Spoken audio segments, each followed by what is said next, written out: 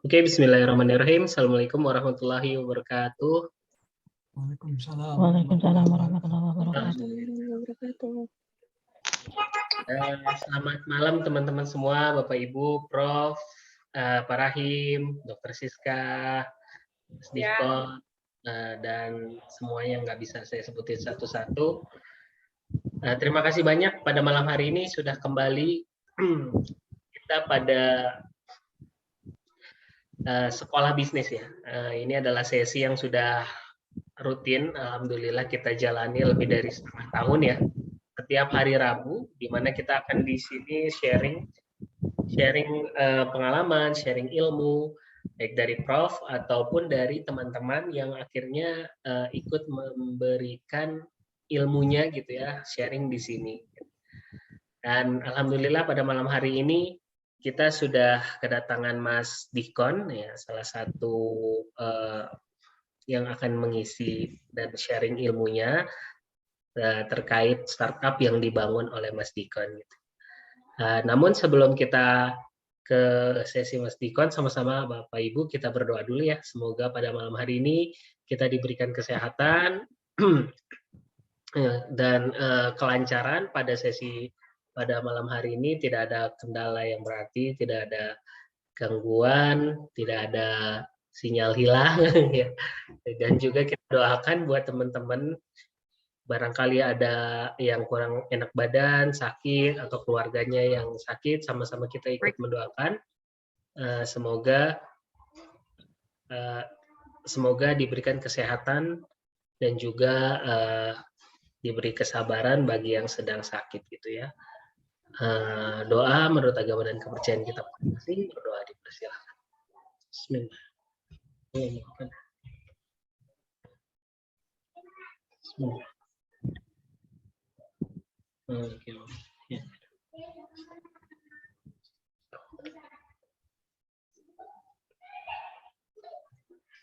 Amin amin ya. Oke, kalau minggu lalu kita ada materi nih Mas Dikon ya, Prof, dari Pak Rahim. Mungkin karena kemarin Prof agak terakhir baru masuk ya. Jadi kemarin kita belajar tentang melihat peluang bisnis dan bagaimana kita menilai bisnis kita gitu ya, Mas. Dan branding, ya tentang brand ya. Mas Prof? Tentang brand. Ya, betul. Tentang brand. Akhirnya kita mulai bisnis kita itu masuk ke sektor mana sehingga kita nggak sembarangan nih namain bisnis kita gitu ya. Nah, ternyata brand itu adalah bisnis tersendiri gitu ya. Nah, dan seperti biasa Prof selalu berusaha memberi insight dan aplikasi gitu ya. Gimana sih itu bisa kita dalami gitu ya. Makanya sering nih setiap minggu Prof menghadirkan gitu ya teman-teman baru, kenalan-kenalan link-linknya Prof lah ya untuk selalu bisa memberi insight secara praktikal gitu. Dan alhamdulillah tadi Prof sudah sedikit memberikan cerita gitu ya, kita lagi mulai membangun startup mahasiswa bisa kaya, di mana mahasiswa ini sebenarnya punya banyak potensi gitu ya, dan hopefully gitu ya, tidak hanya jadi pekerja tapi juga udah mulai bisa jadi entrepreneur jiwanya gitu ya, dan mulai bisa menghasilkan sendiri meanwhile dia sedang kuliah gitu ya. Nah, dan hari ini Prof udah ngabarin ke kita nih, kita akan belajar nih dari teman-teman di Cleanship, startup mahasiswa yang baru juga ya gitu ya. Maksudnya graduate mungkin ya. Nah, udah nih ada bisa Nah, mungkin Prof nanti akan menjelaskan seperti apa sih akhirnya ketemu dengan Mas Dikon ini gitu ya, terusnya apa kira-kira yang bisa kita pelajari dari Mas Dikon. Mungkin pengantarnya akan dijelaskan oleh Prof. Assalamualaikum Prof. Waalaikumsalam warahmatullahi wabarakatuh. Sehat Prof. Alhamdulillah. Alhamdulillah ya, kita doakan Prof semoga sehat selalu ya, biar bisa selalu memberikan insight dan motivasi buat kita semua ya. Kita Mungkin Prof bisa menceritakan sedikit nih Prof, bagaimana akhirnya bisa ketemu Mas Dikon dan apa yang bisa kita pelajari pada malam hari ini Prof. Mangga Prof. Baik. Assalamualaikum warahmatullahi wabarakatuh. Ya, Waalaikumsalam. sekolah bisnis kita ini kan banyak remaja ya, meskipun yang senior-senior juga ada. Dan baik pelita ilmu maupun pelita desa, utamanya teman-temannya adalah para remaja.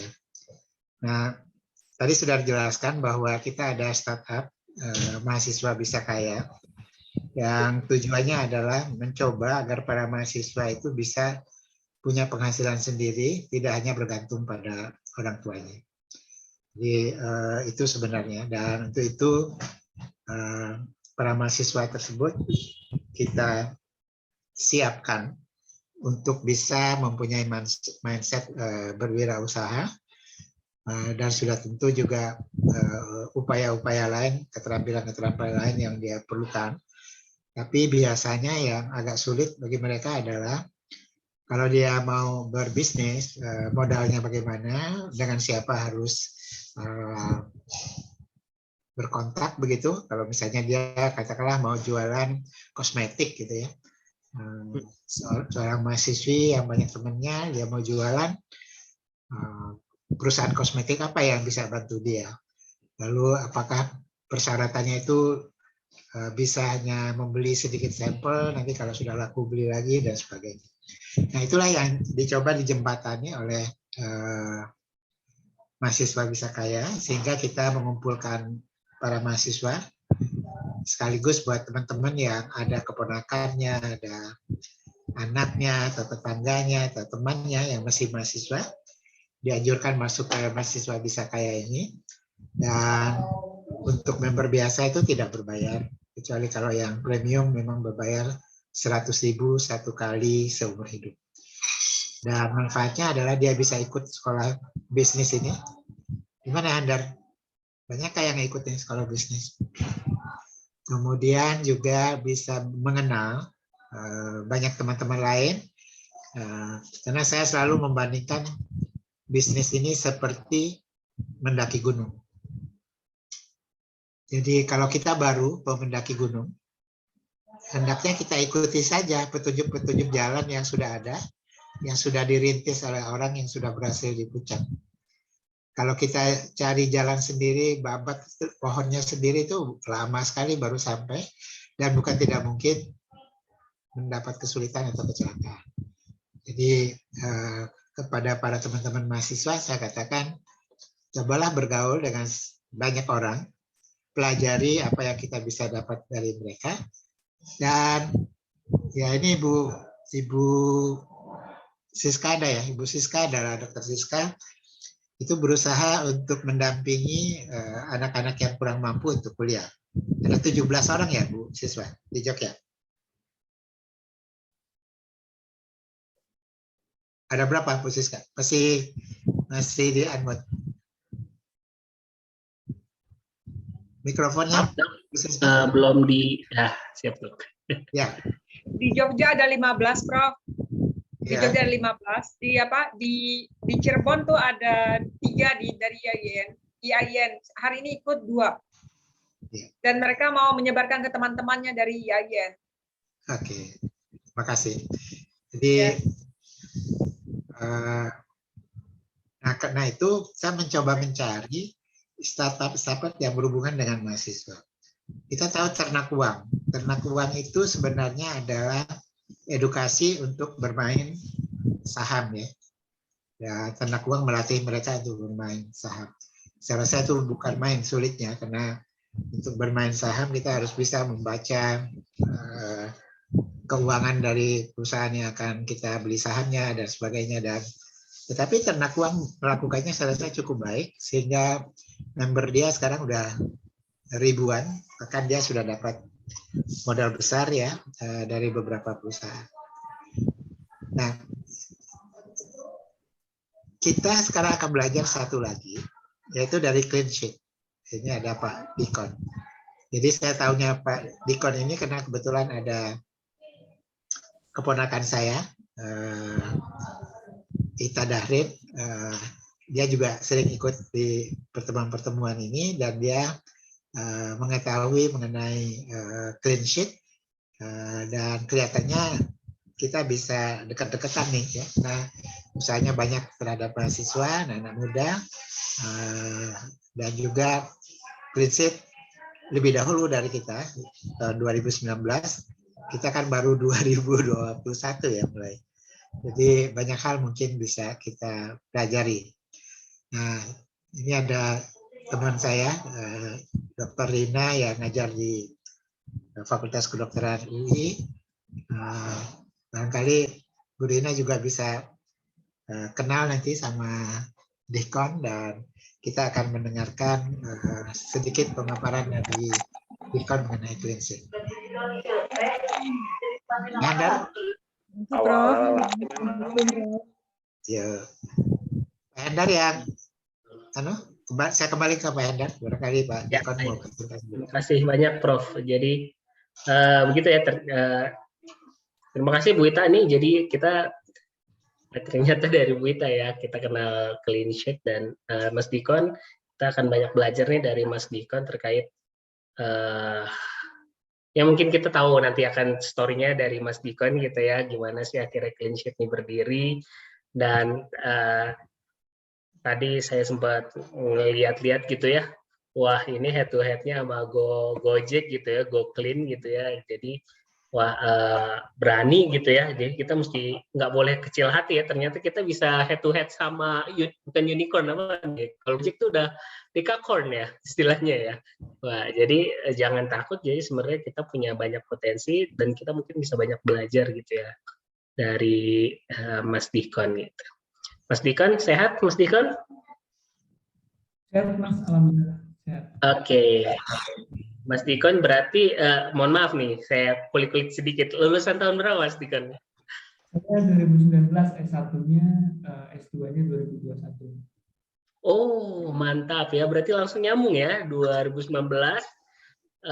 Padahal tadi clean sheet baru 2019 ya. Jadi mulai merintis plus sekaligus sambil ngambil S2 gitu ya Mas Dikon ya?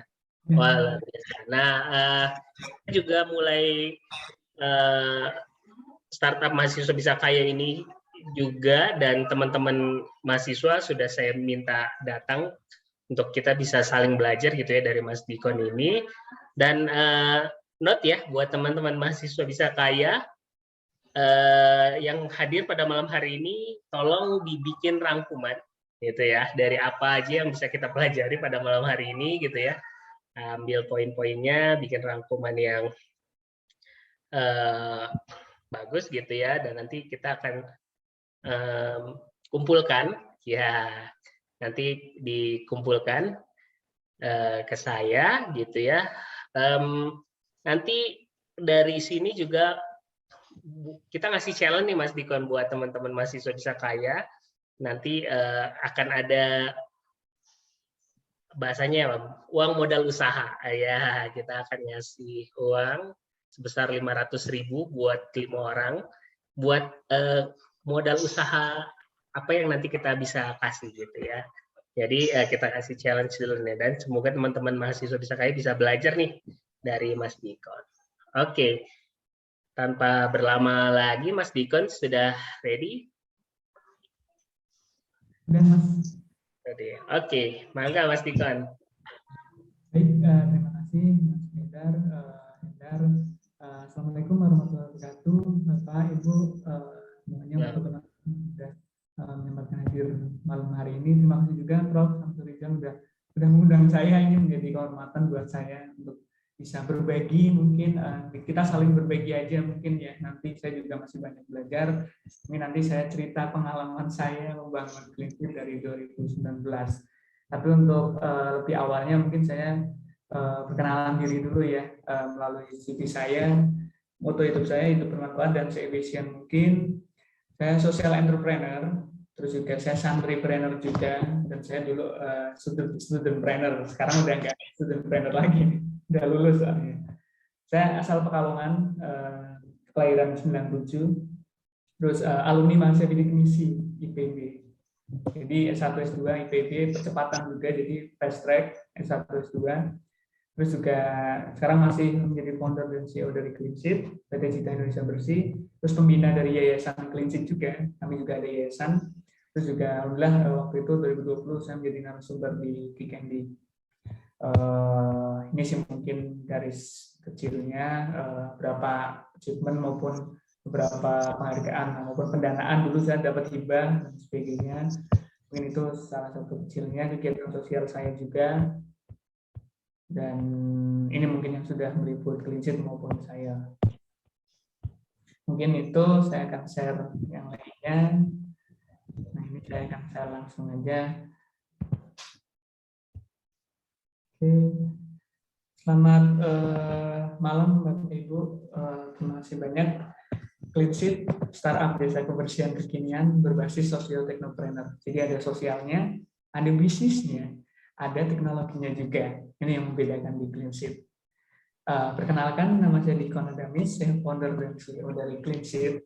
Saya alumni mahasiswa bidik misi PB angkatan 2015.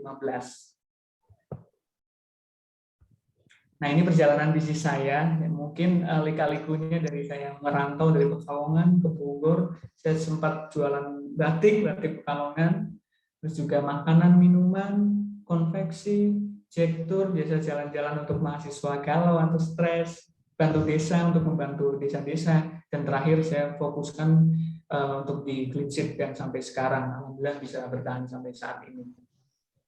Nah, ini Clean Sheet fokus utamanya 3 ini, membuka lapangan kerja, memberdayakan anak-anak muda, dan meningkatkan kesejahteraannya. Jadi saya lihat problemnya adalah anak-anak putus sekolah semakin meningkat. Sama seperti di kampung saya juga di Pekalongan itu sangat tinggi untuk anak putus sekolahnya. Terus juga pengangguran juga meningkat. Anak putus sekolah sulit mendapatkan pekerjaan. Dan juga mahasiswa maupun pelajar seperti saya dulu itu butuh penghasilan tambahan. Tapi di sisi lain pada saat pandemi seperti sekarang, pola perilaku masyarakat berubah. Orang semakin peduli terhadap kebersihan, orang semakin inginnya bersih-bersih, dikit-dikit bersih-bersih, dikit-dikit bersih-bersih. Ini menjadi peluang sendiri untuk Clean Sheet berkembang. Ini problemnya dulu awal mulanya. Jadi ini Bu Iis dosen saya dulu waktu di IPB. Jadi ini true story. Saya dulu melihat dosen saya Bu Iis itu nggak ada waktu untuk membersihkan rumah. Terus juga saya lihat beliau juga fokus pekerjaan, mengajar dan sebagainya. Nah di sini saya melihat peluangnya. Waktu itu saya udah nggak ada uang lagi, udah habis itu waktu itu mau habis. Akhirnya saya bersih-bersih, menawarkan bersih-bersih di rumah dosen saya. Dan kita lihat saya nggak ada income, nggak ada pendapatan, saya juga nggak ada skill, tapi saya punya banyak waktu. Nah itu yang menjadi peluang match-nya ya, making match-nya. Nah oleh sebab itu saya mendirikan Clean Sheet untuk bisa membantu lebih banyak lagi anak-anak muda yang seperti saya dulu. Saya merasakan dulu mengajak teman-teman saya untuk bisa bergabung, untuk mengajak untuk bersih-bersih bareng, yang nggak bisa makan juga, yang terbatas uangnya, itu saya ajak. Akhirnya saya buat bisnis Clean Sheet untuk bisa mengayomi untuk lebih resmi. Ini platformnya, jadi kita memberdayakan, menghubungkan antara mahasiswa, pelajar yang kurang mampu, dan juga anak-anak putus sekolah untuk menghubungkan ke customer, baik rumah maupun perusahaan atau instansi. Misi kami sederhana, menyelesaikan permasalahan kebersihan dan juga memberikan kesempatan bagi setiap individu untuk menjadi lebih baik dari segi ekonomi, pendidikan, keterampilan, dan juga masa depan. Ini layanan Clean Sheet berbagai macam, sekarang sudah lengkap. Dulu mungkin sederhana, yang bersihin biasa, pakai pelap dan sebagainya, tapi sekarang alhamdulillah udah lengkap. Jadi untuk kantor maupun rumah itu bisa semua. Ini kami ada program namanya One Home, One Hope, dan One Hope Mini Hope. One Home, One Home ini satu rumah dapat memberikan kesempatan bagi satu anak untuk bisa melanjutkan pendidikannya. Ini yang paket berlangganan, jadi 6 bulan, 1 tahun, udah kontrak itu. Selama itu udah membersihkan di sana seperti anak angkat dan lain sebagainya, udah dia bisa dapat penghasilan, dapat makan, dapat tip dan lain sebagainya. Jejaring juga ini menjadi peluang sendiri, dan juga di perusahaan juga. Nah ini yang satu rumah dapat memberdayakan 1 orang. Kalau 100 rumah bisa memberdayakan 100 orang juga. Berarti kalau 1000 rumah kita bisa membantu lebih banyak lagi anak-anak muda yang membutuhkan. Ini bisnis model kami sebenarnya sederhana, prinsip B2B, B2C on demand. Jadi kita memang panggilan, service dan juga subscription jadi berlangganan. Ini yang uniknya juga. Jadi kita berlangganan udah subscription jadi lebih hemat.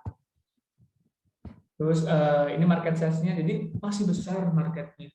Hotel, rumah sakit, apartemen, rumah, perusahaan, instansi, resto dan sebagainya, masih besar sekali untuk pasarnya. Ini head to head-nya ISS, kalau Bapak Ibu mungkin udah tahu ini besarnya benchmark saya maupun Cleanseat dan OK Home. Jadi karena GoClean udah nggak ada, kita ada satu lagi lah. Tapi memang masih nggak seperti GoClean yang udah besar waktu itu.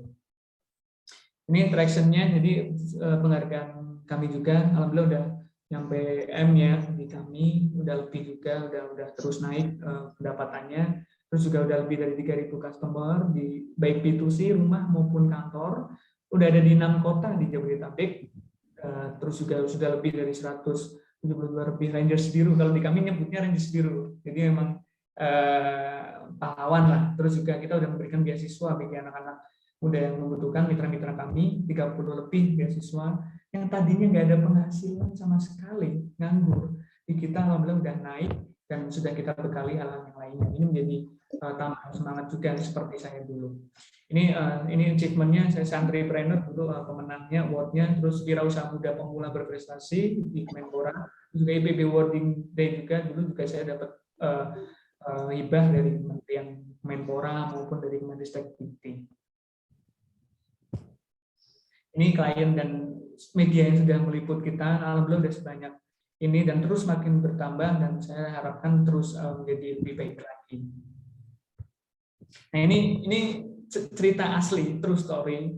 Dulu 2018 saya udah gak ada uang waktu itu, saya ATM tinggal 100.000 saya ingat untuk 2 minggu. Saya bingung waktu itu beasiswa belum cair. Akhirnya waktu itu saya menawarkan bersih-bersih di rumah dosen.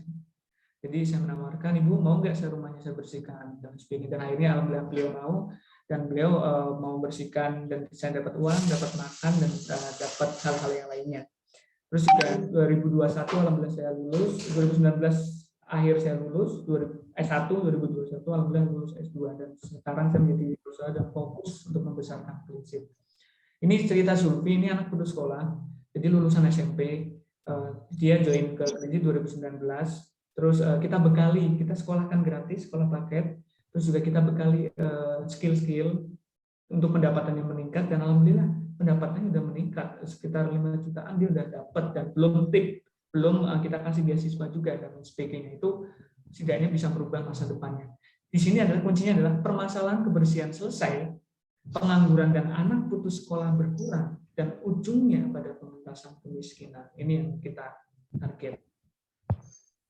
Ke depan kami akan beberapa kota besar di Indonesia sudah ditarget juga tahun ini, Bandung sama Surabaya, agar bisa membantu lebih banyak lagi anak muda yang membutuhkan.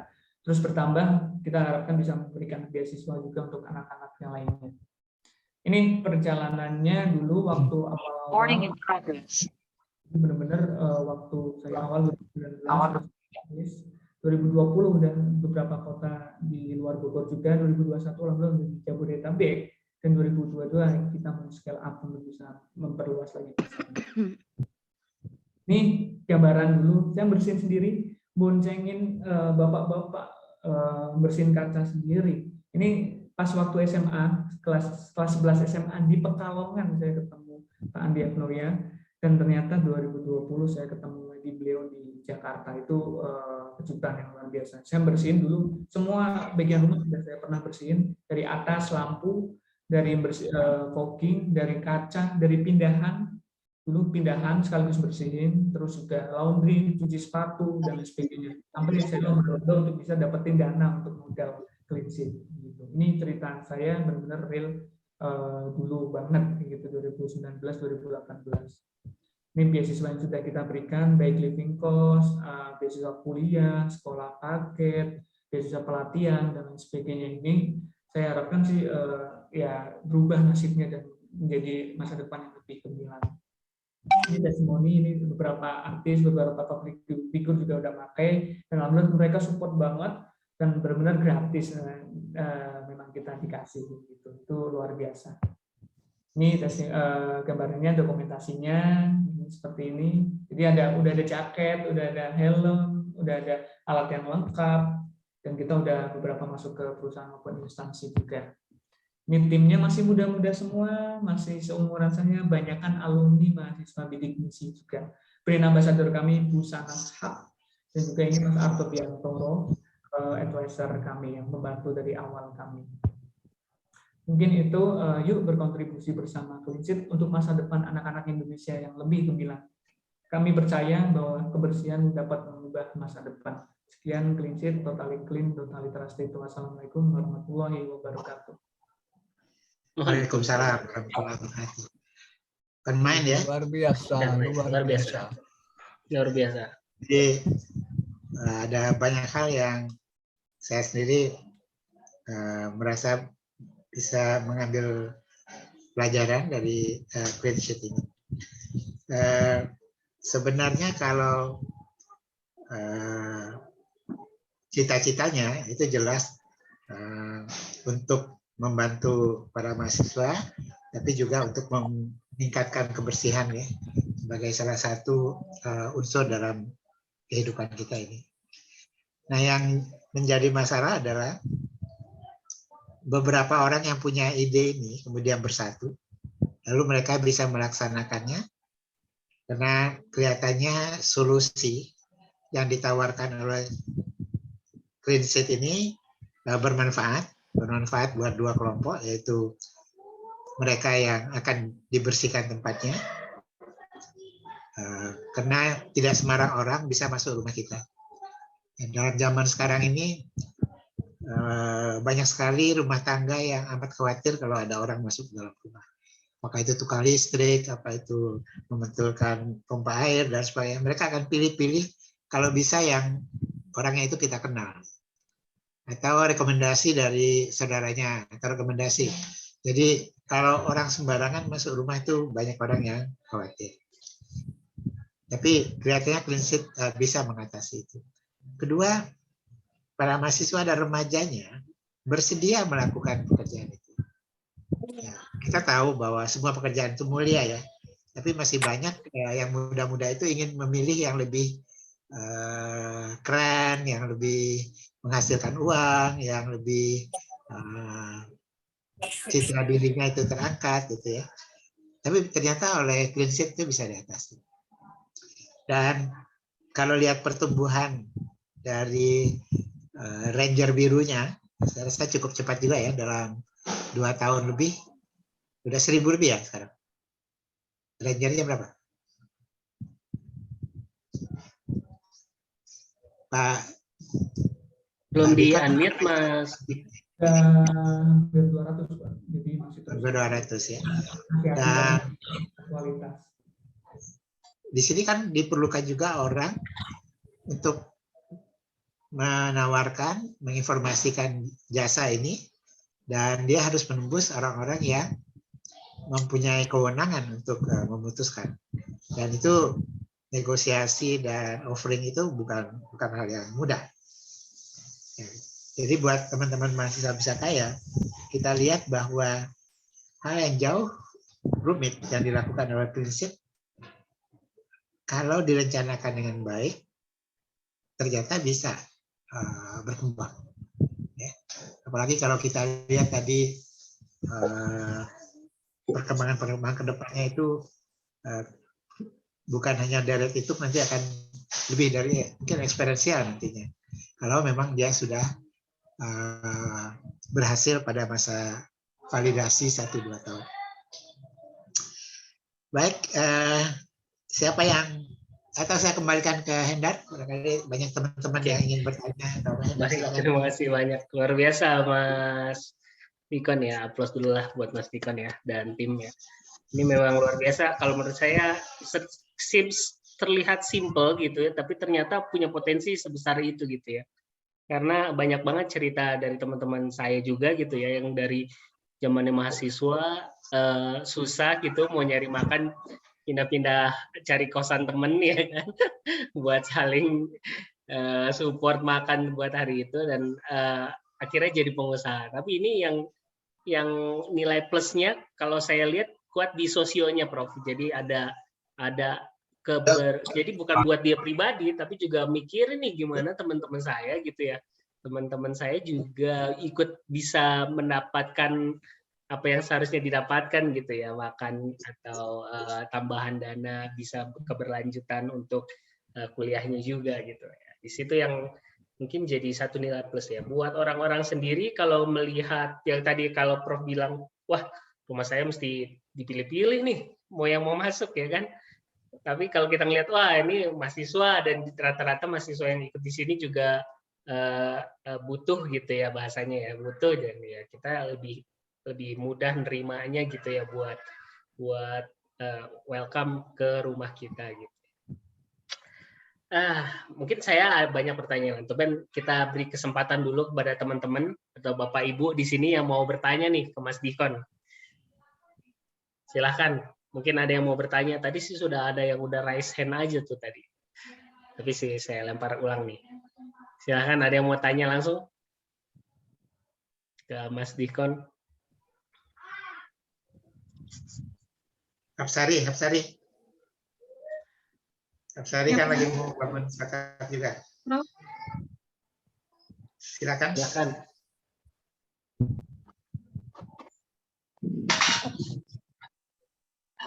Ya, kebetulan kalau saya dan bersama tim itu sudah sejak tahun 2019 sebelum COVID itu sudah melakukan kegiatan untuk calon pengantin, Prof. Bimbingan perkawinan. Dan kita alhamdulillah sudah sekitar 2.000 peserta yang mengikuti program kami, dan kami saat ini sedang tetap mencari jalan untuk bagaimana memenuhi kebutuhan peserta-peserta yang sudah mengikuti program kami, karena mereka sekarang jadi keluarga baru. Dan kami juga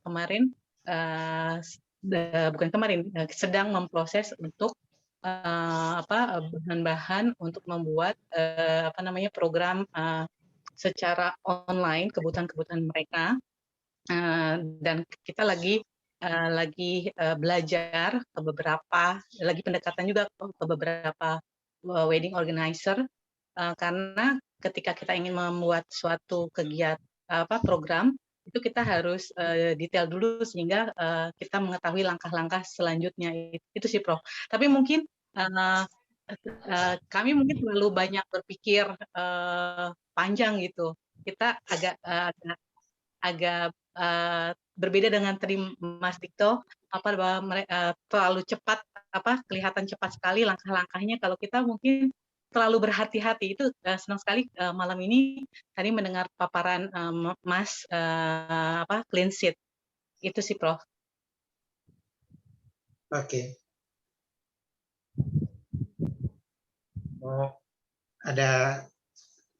Ada Nurmawati. Mbak apa Ibu nih? Silahkan. Mau bertanya? Sudah raise hand. Halo Mbak Nurmawati. Mas Hendar, saya dengan Sari lagi. Mungkin saya tadi langkah Mas Dikto ya, itu saya ngelihat mungkin jadi bahan pertanyaan juga buat kami ya kan.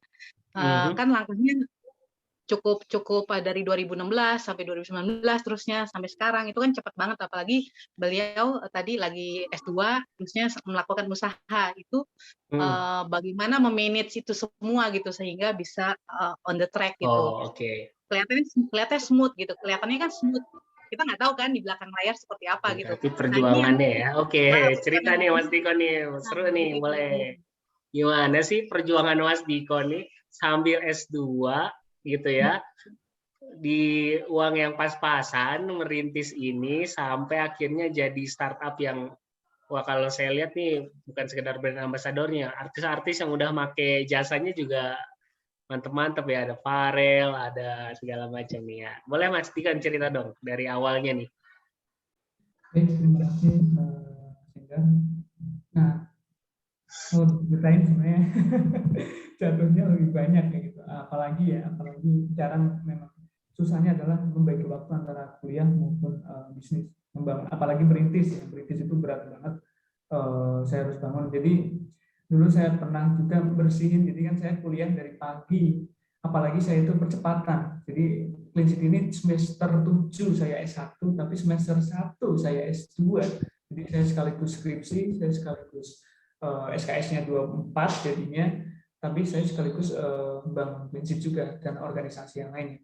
Saya itu dari pagi sampai sore itu kuliah, sore sampai malam itu organisasi. Saya juga ada beberapa, saya jadi beberapa ketua di organisasi. Terus saya itu baru membersihkan itu malam. Saya pernah bersihin akuarium di rumah dosen itu malam, sekitar jam 10 sampai jam 2 malam. Itu berturut-turut kayak gitu. Dan saya ajak teman-teman yang lainnya. Itu banyak hal yang memang sangat-sangat berat untuk membagi waktunya. Tapi saya beberapa hal yang memang saya pegang adalah why-nya, strong why-nya. Kalau saya dari dulu nggak ada strong why, benar-benar yang kuat, saya udah mundur kayaknya, karena benar-benar berat banget kayak gitu. Ya, beberapa saya udah mau mundur juga 3-4 kali lah, karena nggak untung di awal kayak gitu. Karena uang udah keluar gitu, maksudnya uang, tenaga, pikiran semuanya udah saya keluarkan, tapi belum kelihatan marketnya, niche marketnya belum dapat kayak gitu dulu itu. Tapi saya terus jalan aja, terus saya berpikir juga kalau saya nggak jalankan terus, yang membantu anak-anak seperti saya mahasiswa itu siapa kayak gitu. Makanya saya terus coba berjalan sama tim juga untuk terus berjalan, dan alhamdulillah bisa sampai saat ini. Jadi dari kosan dulu itu awalnya saya bikin kosan. Layanan Clean Sheet itu, Clean Sheet dulu sama Clean Sheet sekarang beda jauh. Jadi beda jauh idenya. Jadi dulu itu ada laundry, ada pindahan, ada cuci sepatu, tas, helm, dan sebagainya. Kalau sekarang memang fokus di jasa kebersihan aja. Untuk cepatnya adalah ya mungkin itu berkah pandemi juga ya kalau bagi saya maupun Clean Sheet ya. Karena dengan adanya pandemi itu orang-orang fogging disinfektan, terus juga sering-sering bersihin rumah dan sebagainya, karena dikit-dikit mau ini.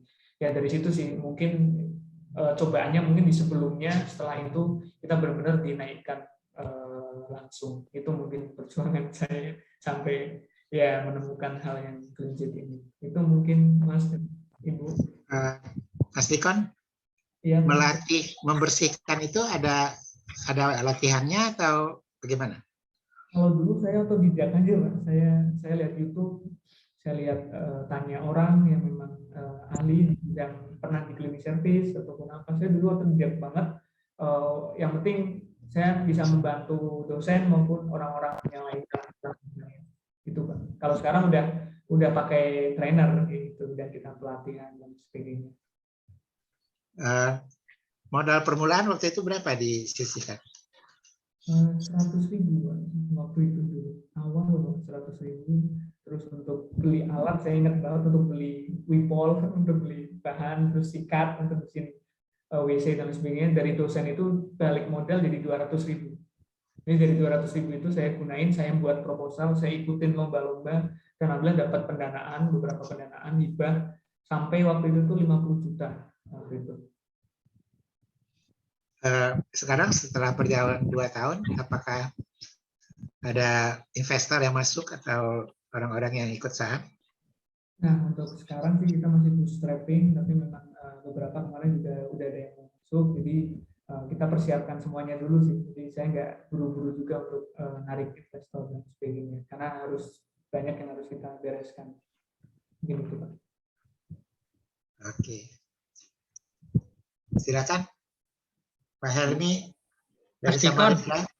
Ya, wah menarik sekali nih Mas Dikon nih. Ya, kebetulan nih saya mau ada yang ditanyakan sedikit.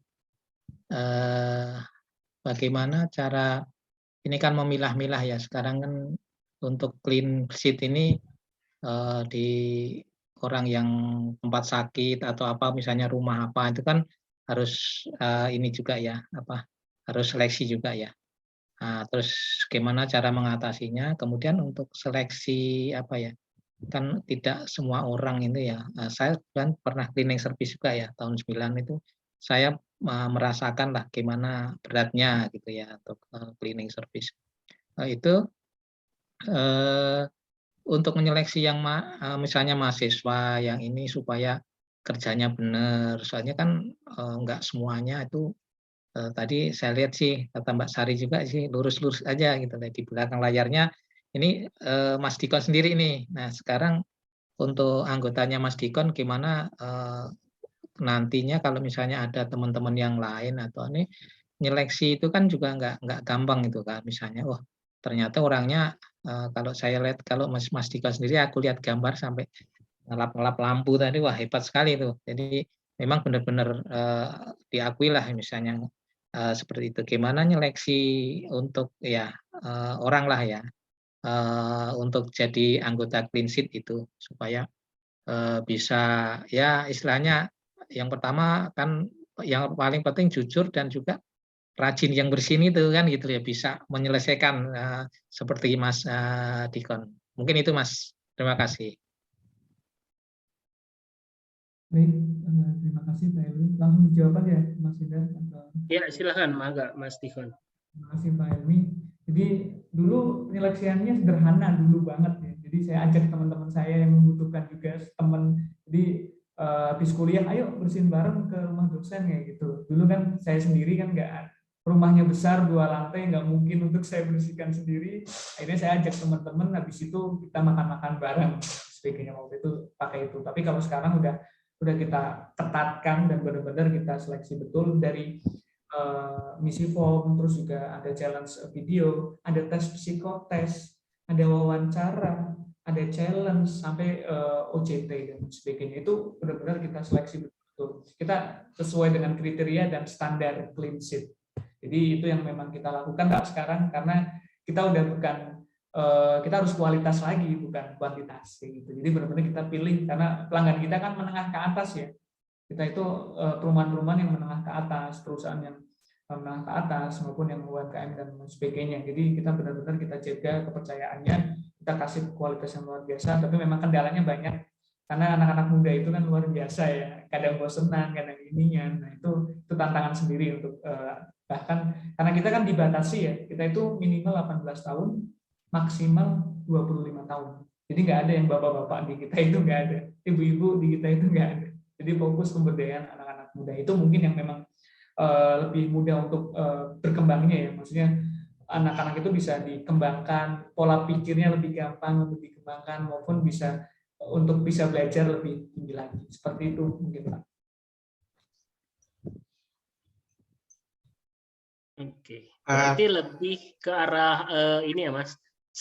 Senasib sepenanggungan awalnya ya. Langsung mulai ke oke, kita sekarang ngegarap secara profesional gen kalau sampai 25 berarti udah bukan milenial lagi ya. Itu gen Z ya rata-rata ya berarti ya.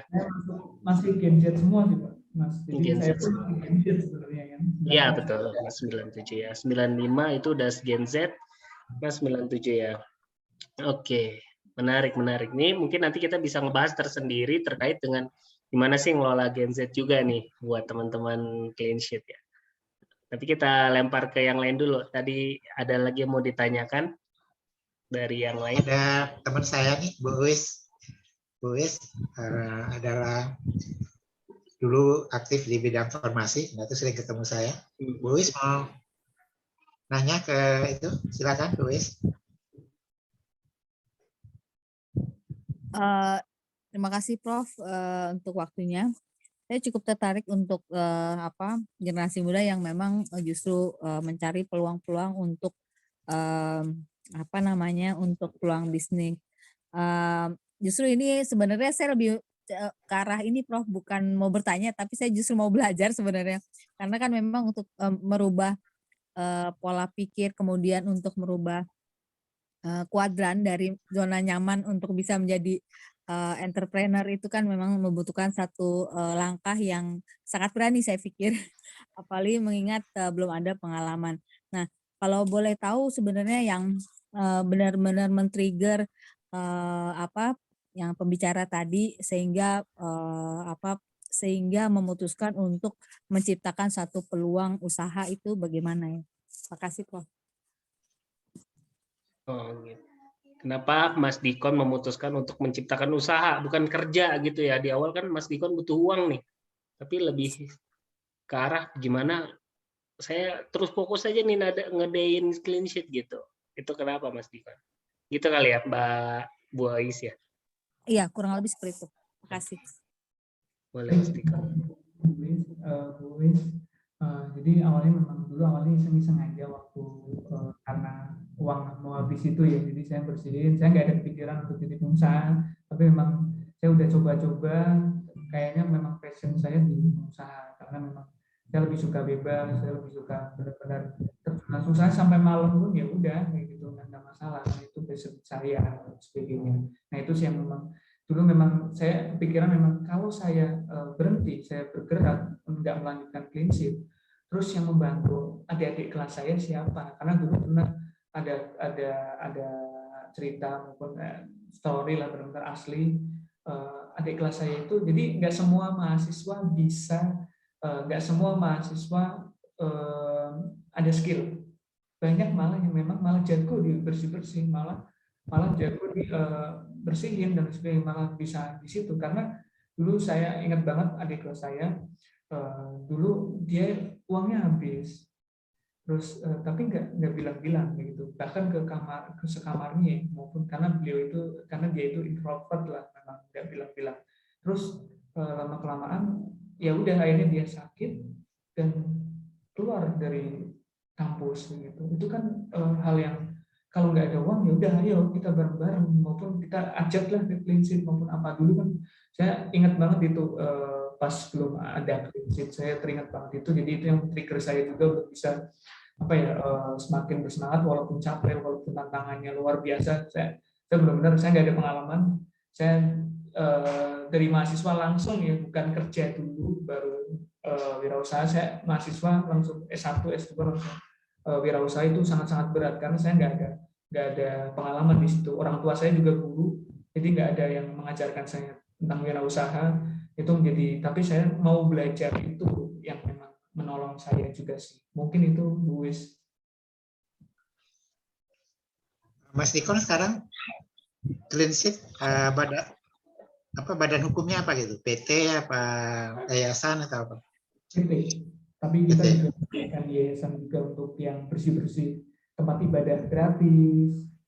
Gitu. Jadi kita setiap Jumat itu bersih-bersih tempat ibadah gratis. Maupun kita mau rutinkan setiap hari. Oke. Kalau Pak Hendar mengizinkan, boleh kita minta tolong Pak Rahim nih memberi komentar.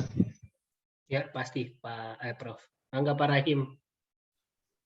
Assalamualaikum warahmatullahi wabarakatuh. Wah, saya betul-betul wow, ini nih saya betul-betul amazing ya, apa yang capaian Mas Dikon ini. Semua teknik-teknik bisnis tercanggih sudah dilaksanakan sama beliau. Yang menarik adalah makro, dari makro lihat, dan kemudian juga dari modal manusia dan pasar itu disatukan. Dan modal manusianya itu luar biasa, membutuhkan ya. Dan usianya 18-25. Memang cumanya pertanyaan saya adalah, mereka kan sudah terlatih sama 5 tahun, kan? Sama 18 sama 25 ya. Sesudah itu kemana mereka? Mereka sudah punya skill, mau diapain mereka? Nah itu mungkin pertanyaan. Dan luar biasa sekali saya melihatnya, memang kebetulan saya pernah juga diminta untuk membuat suatu visibility untuk cleaning service ya. Wah ini luar biasa ini, portfolio service-nya tuh sangat luar biasa portfolionya ya. Dan mungkin saya nggak tahu ya, mungkin ada baiknya ya kalau sudah, kan Mas Dikon sudah berhasil membangun ekosistem, sistemnya juga ada, mulai dari trainingnya, marketingnya, finansialnya, itu kan bisa di-franchise-kan, ya kan? Enggak. Mungkin yang 7 tahun mereka itu tadi sudah terlatih. Apakah mereka bisa juga semacam anak perusahaan atau franchise-nya Mas Dikon? Ya kan? Itu bisa juga. Saya lebih suka Mas Dikon itu tidak menerima investor, tetapi jadikanlah mereka itu part of you, menjadi very big gitu loh. Saya kira saya benar-benar sangat luar biasa karena memang udah S2 ya. Jadi semua ilmu-ilmu yang saya tahu dalam bisnis telah dipraktekkan dengan almost perfect dengan Mas Diskon, Mas Diskon ya. Dan cumanya tentu belajarnya luar biasa itu. Saya kira pembelajaran Mas Diskon itu learning curve-nya itu mungkin sekitar 7 tahun ya. Ya. Iya, sekitar 7 tahun ya, itu luar biasa itu. Dan ini saya kira kalau insya Allah ini kalau bisa dianukan ya, ini bisa menjadi karena beda anunya nih market segmennya besar dan value propositionnya juga beda kan. The whole business system dan business concept is different, lain dengan Go Clean ya dan lain-lainnya. Saya kira ini yang membedakan Mas Diskon dan ini merupakan your strength. Dan sebetulnya clean sheet itu sendiri adalah ekstraksi daripada gagasan Mas Diskon, benar nggak? Nah, that is brand. Your brand is very strong brand. Jadi istilahnya tuh footprintnya di dunia bisnis sudah sangat oke. Saya nggak tahu berapa market share-nya dan mungkin juga harus memikirkan nanti di mana vision-nya menjadi apa, menjadi the best. Yang mungkin sistem company-nya itu mungkin franchise ya. Jadi mungkin yang tadi 200 orang itu sudah mereka umur 27 tahun, jadi apa mereka? Jadi sekarang disiapkan juga yang memang berbakat untuk membuat franchise-nya Mas Diskon. Saya itu saja yang bisa saya sampaikan. Terima kasih. Alhamdulillah saya senang sekali. Inilah kita butuh nih ribuan kayak Mas Diskon ini ya. Ya, terima kasih. Assalamualaikum warahmatullahi wabarakatuh. Waalaikumsalam. Boleh Mas Diskon ditanggapi dulu mungkin dari para ini. Pertanyaannya, masukan sarannya, itu yang sudah saya pikirkan juga sama tim juga yang lainnya. Jadi saya nggak mengharapkan anak-anak itu di cleaning service terus. Saya nggak mengharapkan itu. Seperti yang tadi cerita saya itu maupun yang sulit itu, harapannya mereka bisa ke naik kelas maupun ke masa depan yang lebih gemilang. Jadi 3-5 tahun ke depan setelah masuk di clean sheet, setelah pendidikannya oke, setelah keterampilannya bagus, terus setelah karakter maupun attitude-nya sudah lebih baik, nah itu nanti dia bisa kerja maupun bisa berwirausaha. Nah ini kunci utamanya kami kan clean sheet juga ada clean sheet academy namanya. Ini yang lagi mau kita turunkan untuk jadi anak perusahaan kami, yang memang itu kita kerjasama juga mau kolaborasi dengan Pak Jamil Azza ini, jadi yang memang untuk lebih baik lagi. Nah di situ harapannya memang ada rencana memang seperti itu Pak. Jadi Clean Sheet Academy ini yang ngolah anak-anaknya. Jadi kita mentoring terus setiap bulan, kita ada mentoring juga Pak setiap bulan. Jadi itu yang untuk menanamkan nilai-nilai, ilmu, pelatihan dan sebagainya. Nah ini yang Clean Sheet Academy ini nantinya bisa untuk ini nih udah meningkat, udah bisa jadi leader. Oke, kita mau buka di Bandung. Kita kirim ini ya, pegang ya yang di sana ya di Bandung ya. Jadi naik. Kalau memang nggak mau di clean sheet ya udah kita salurkan juga ke perusahaan yang bisa untuk menampung dia. Misal udah jadi digital marketer ataupun yang lainnya. Itu harapannya kan kehidupan mereka berubah. Mereka bisa mengubah nasibnya menjadi lebih baik dan bisa menarik keluarganya untuk bisa keluar dari garis kemiskinannya. Itu mungkin yang memang saya terus godok dan juga tim juga godok untuk buat Clean Sheet Academy menjadi lebih wah lagi kayak gitu sih Pak. Mungkin itu kalau sistem yang franchise maupun kemitraan, kalau di kami nyebutnya kemitraan Pak. Jadi misal Bapak mau buka di Bandung, kita bisa untuk Bapak modal maupun ikut kontribusi untuk memasarkan dan sebagainya, kita buka di sana bisa. Itu yang kita terapkan juga di Tangerang maupun di Bekasi. Seperti itu Pak. Jadi clean sheet saya pun nggak bisa sendiri gitu. Saya dan tim ya butuh bareng-bareng kolaborasi, gotong royong untuk bisa membantu lebih banyak lagi anak-anak muda yang membutuhkan. Jadi saya pun nggak bisa sendiri. Saya terus disokong oleh orang-orang yang baik yang terus membantu saya maupun clean sheet. Itu mungkin Pak Rohim. Terima kasih banyak. Terima kasih Mas Diskon. Memang jadi menghimpun yang sevisi ya. Mungkin bilangin let's make Indonesia clean. Itu kan, mari kita bersihkan Indonesia. That's it. The best company atau the best asosiasi atau corporate yang clean Indonesia. We are we make Indonesian clean and healthy. Gitu kan. Terima kasih Mas Diskon, terima kasih. Salam. Ini ada teman kita, Diki dari Banjar. Diki? Ada Diki ya? Ya, Prof. Nah, gimana nih Diki? Kamu kan banyak bergaul dengan anak-anak muda, dan Diki sekarang di kota kecil di Banjar. Kamu juga kalau nggak salah pernah ke tempatnya Pak Ricky Elson ya, yang ahli mobil listrik yang tinggal di Ciheras, Tasikmalaya.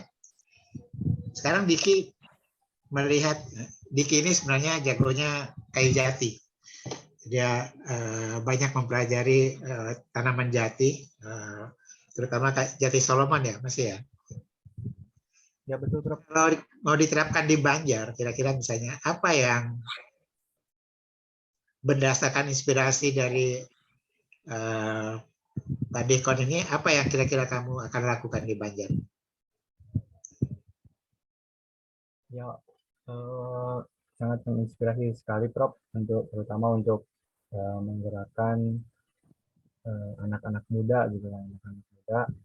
Kalau di Banjar sendiri memang minim untuk standarnya mahasiswa ya, Prof. Terlebih di lingkungan kami gitu kan.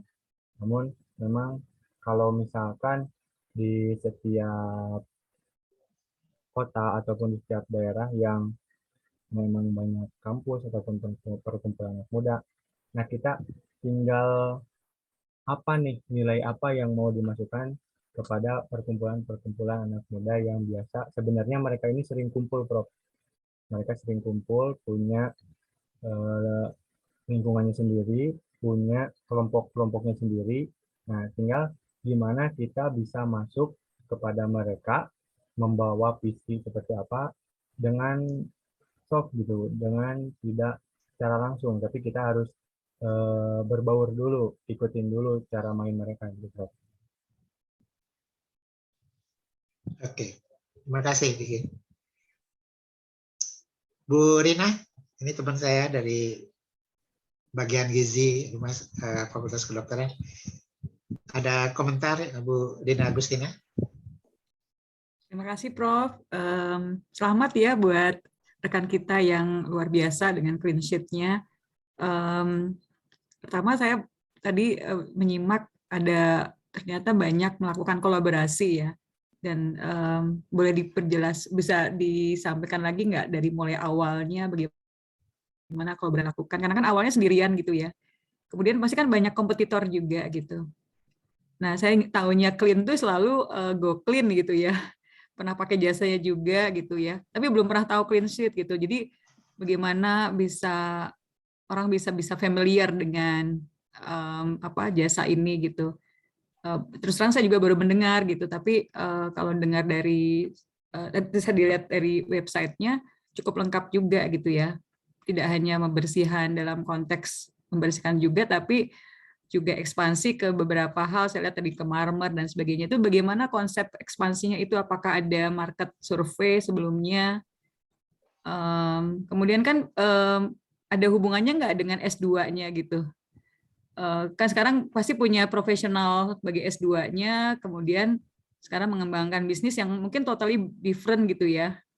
Nah, apakah ada kesinambungannya, dan ini mungkin jadi pertanyaan banyak orang, misalnya ada yang mahasiswa kedokteran, saya kan dokter, kenapa saya harus ngurusin ini misalnya gitu ya. Nah,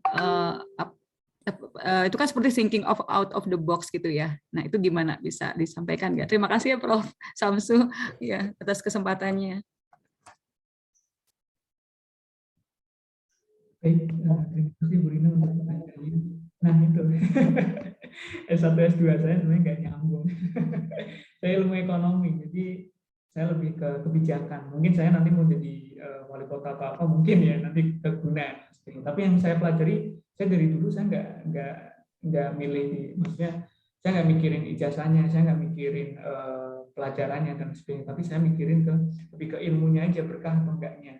Terus juga di S2 saya dapat jejaring, di service, di S1 juga saya dapat jejaring, lebih kayak gitu. Jadi saya belajar memang benar-benar di lapangan. Saya sering itu, makanya saya kadang ambil jatah untuk, karena saya kerja sambil bersihin. Jadi beberapa hal memang seperti itu, Bu. Jadi kalau Clean Sheet sendiri sebenarnya memang kita awalnya memang dari rumah-rumahan, jadi dari kosan malah dulu awalnya.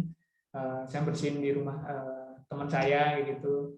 Terus yang berkembang cepat itu ternyata sekarang kita udah iklan, maksudnya udah iklan berbagai macam. Kita memang pasarnya ibu-ibu menengah ke atas kalau rumah ya, karena yang memutuskan untuk membeli jasa kebersihan atau memakai itu ibu-ibu, bukan bapak-bapak. Bapak-bapak yang bayarin. Jadi yang memutuskan itu ibu-ibu, makanya kita pasarnya ibu-ibu menengah ke atas. Kalau kami dulu itu lebih ke itu sih, apa namanya, mulut ke mulut. Jadi dulu saya nggak bisa ngiklan, saya nggak bisa FB Ads, Google Ads, terus juga iklan Instagram dan sebagainya saya belum bisa dulu, makanya dari mulut ke mulut aja. Oh ini bagus nih, ada mahasiswa yang membutuhkan, nyambung tuh ke dosen-dosen yang lainnya. Nah dari situ perkembangannya ternyata lebih cepat, dari mod to mod itu lebih cepat. Dari satu komplek dia ngasih tahu komplek yang lainnya. Dari satu ibu-ibu, kan satu ibu-ibu itu punya grup pasti minimal 20 atau 30. Itu biasanya ibu-ibu semua. Nah dari situlah Clean Sheet biasanya bisa masuk. Seperti itu sih, Bu. Jadi benar-benar dari awal banget sih. Memang nggak linear, tapi saya belajar banyak di IPB, saya belajar banyak S1 dan S2. Saya nggak mikir di ijazahnya maupun ekonominya. Saya kepakai juga dari pemikirannya, dari cara saya berpikir, cara memecahkan masalah itu kan dari kuliah ya. Nah itu yang terpenting sebenarnya.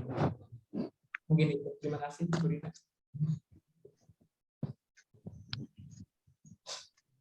Ya, gimana? Ya, kompetitornya tadi bagaimana ya? Terus bagaimana bisa familiar? Kalau tadi word to mouth kan berarti hanya lokasi tertentu gitu ya. Tapi bisa sampai, kan ini beberapa kota sudah ya. Terus melihat kompetitor yang kita paling dengar kan yang tadi saya sebutin tadi ya gitu ya. Nah kalau itu gimana bisa orang familiar gitu untuk oh ya saya kalau mau bersihin sesuatu ke Clean Sheet gitu, bukan ke GoClean misalnya gitu. Nah, itu sebenarnya memang itu pasti dana yang memang utama ya Bu. Karena GoClean itu sekarang udah tutup, jadi udah nggak ada GoClean, jadi memang tutup waktu pandemi ya. Waktu itu memang terkena dampaknya juga. Memang ini belum ada yang menonjol banget nih di Clean Service. Nah kalau dari kami memang pelan-pelan memang penjarahnya melalui komplek-komplek. Kita itu ada setiap komplek itu biasanya ada ibu-ibu tuh yang menjadi agen kita. Jadi dari situ. Jadi memang karena kita kan SDM terbatas, terus juga modal juga terbatas, jadi kita lebih mengoptimalkan dari orang yang puas, nyambung lagi ke orang yang lainnya. Kalau dari situ, insya Allah sih banyak yang menyebar gitu. Mungkin karena ibu belum tertarget, mungkin jadi belum lihat. Nah ini dari seperti ini saya ikut yang nasional, lomba-lomba nasional maupun ajang nasional, itu jadinya orang-orang tahu. Apalagi pas waktu di Kick Andy itu benar-benar seluruh Indonesia tahu, jadi benar-benar saya terbantu sekali. Jadi itu kan hemat sekali, harusnya ngeluarin ratusan juta, saya gratis kayak gitu. Itu alhamdulillah banget. Mungkin itu. Terima kasih. Insya Allah nanti pakai deh ke depannya. Amin. Wah, mantap nih. Ini jejaringnya Bu Rina nggak main-main juga, Mas Dikon.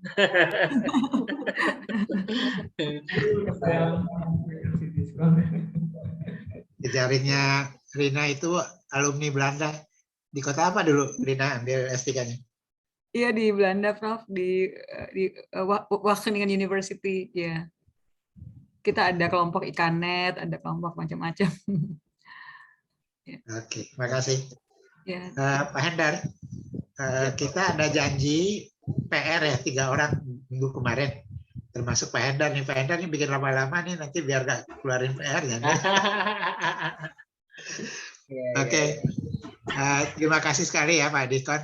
Mungkin mudah-mudahan nih kita baru bertemu kali ini, tapi kita bisa silaturahim lebih panjang lagi, dan bukan tidak mungkin ada nanti kolaborasi dengan mahasiswa Bisa Kaya dan yang lain-lain. Ini ada dari fintech nih Pak Iqbal Muslim. Ya, halo, assalamualaikum. Ini kalau dari segi pendanaan ya, pembiayaan, Mbak tertarik nggak untuk usaha startup seperti ini? Kalau bank sih enggak Om ya, tapi kalau fintech itu masih tertarik tuh Om. Kalau Ya, fintech gimana? Apa yang menarik? Program ini yang menarik bagi fintech Anda apa? Sebenarnya kalau fintech itu nanti dia pertama ya ini kan ada dua hal ya kalau untuk fintech membiayai startup atau startup itu mencari investor, ya kan? Kalau untuk pembiayaan, kalau dari sisi startup kita biasanya ngelihatnya sih dari market share-nya dia, seberapa banyak demand yang yang dia bisa create gitu ya. Ini demand-nya tinggi nggak? Itu akan kelihatan dari omsetnya dia gitu ya. Kemudian kalau startup ini kan identik dengan investasi juga ya. Jadi ya, kita akan melihatnya itu burn rate-nya berapa lama gitu. Jadi kita akan ngebantu operasionalnya dia. Kalau seandainya burn rate-nya dia ini masih mungkin sekitar 12 kali. Setahu saya sih masih minimal 12 kali gitu ya. 8 kali pun masih bisa. Jadi 8 kali ini maksudnya dia bisa hidup selama 8 bulan dengan dana dia sendiri, gitu. Nah itu biasanya fintech mau ikut ngebiayain. Tapi kalau seandainya dia kurang dari 8 atau kurang dari 12, itu fintech kayaknya nggak ada yang mau masuk karena dia akan ngelihatnya yang tadi Om. Karena kan dia ngelihatnya demand-nya nih.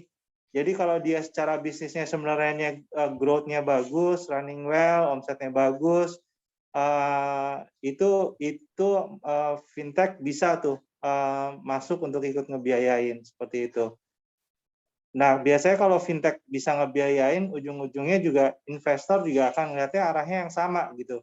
Cuma bedanya kalau investor dia akan masuk sebagai equity ataupun sebagai debt fund ke startup tersebut gitu Om. Makasih ya, Bet. Ya, silakan Pak Endar. Kita barangkali terima kasih banyak buat Pak Dikon. Mungkin kita ke acara kedua nih yang mengenai yang minggu kemarin saya nggak ikut penuh tuh. Silakan Pak Endar. Ya, terima kasih banyak Mas Dikon ya. Mungkin nanti kita bisa lanjut diskusi lagi terkait mungkin nanti saya juga banyak mau nanya nih dengan Mas Dikon untuk pengembangan mahasiswa bisa kaya startup yang baru kita rintis gitu ya, Mas. Oke. Selanjutnya kita akan masuk ke sesi kemarin. Kita ada ini ya PR gitu ya, biar kita bisa praktek nih apa sih yang udah kita ikut terus nih sekolah bisnis. Nah dari mulai minggu kemarin kita mau coba mulai mengerjakan PR nih. Jadi buat pengusaha yang baru merintis mulai termasuk saya gitu ya, menilai bisnisnya sendiri bagaimana sih brandnya gitu. Jadi kemarin ada Pak Ervan, saya dan Bu Christine. Nah karena saya host nih jadi saya nentuin ya Bu Christine atau Pak Ervan dulu gimana? Ready? Halo Bu Christine. Mas Endar baru tadi dapat PowerPoint-nya. Aduh, wes lah. Jadi nanti live aja ya, dicoba bareng-bareng. Oh, oke. Live aja. Jadi mau langsung live aja dicoba. Habis HP yang buat Zoom ini nggak ada aplikasi itunya apa PowerPoint-nya. Jadi mesti dicari ke komputer dulu PowerPoint-nya gitu. Jadi live aja kali ya. Dicoba deh. Boleh. Kita coba, saya fasilitasi sih, saya bantu deh Bu. Boleh pakai PowerPoint yang itu kemarin. Boleh. Bentar ya. Iya.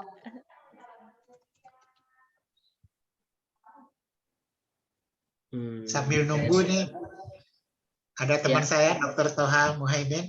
Pak Toha? Ada? Ada Pak, ada Pak. Ada komentar nggak Pak Toha? Sebenarnya apa ya, bagus sekali idenya lah itu. Satu usaha apa ya? Ya seperti apa ya, mahasiswa biasanya dalam keadaan seperti itu banyak kreativitasnya gitu. Itu aja mungkin yang saya lihat gitu.